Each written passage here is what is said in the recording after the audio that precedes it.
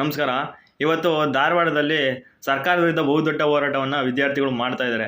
ಕಾರಣ ಏನು ಅಂತಂದರೆ, ಚುನಾವಣೆಗಿಂತ ಮುಂಚೆಗೆ ಸರ್ಕಾರ ಹೇಳಿತ್ತು ನಾವು ಖಾಲಿ ಇರ್ತಕ್ಕಂಥ ಹುದ್ದೆಗಳನ್ನು ಭರ್ತಿ ಮಾಡ್ತೀವಿ ಅಂತ.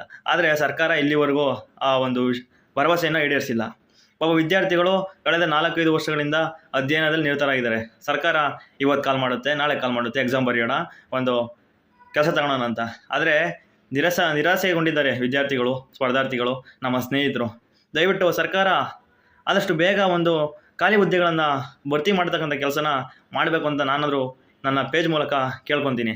ದಯವಿಟ್ಟು ಸರ್ಕಾರ ವಿದ್ಯಾರ್ಥಿಗಳ ಒಂದು ಅಳಲನ್ನು ಗಮನಿಸಿ ಅವರಿಗೆ ನ್ಯಾಯ ಒದಗಿಸ್ತಕ್ಕಂಥ ಕೆಲಸನ ಮಾಡಬೇಕು. ಇಲ್ಲದವದಲ್ಲೇ ಒಂದು ಮುಂದಿನ ಚುನಾವಣೆಗಳಲ್ಲಿ ತಕ್ಕ ಪಾಠ ನೀಡ್ತಕ್ಕಂಥ ಕೆಲಸನ ನಮ್ಮ ಸ್ಪರ್ಧಾರ್ಥಿಗಳು, ವಿದ್ಯಾರ್ಥಿಗಳು ಮಾಡ್ತಾನೆ ಅನ್ನುವಂಥ ಮಾತನ್ನು ನಾನು ಹೇಳ್ತೀನಿ.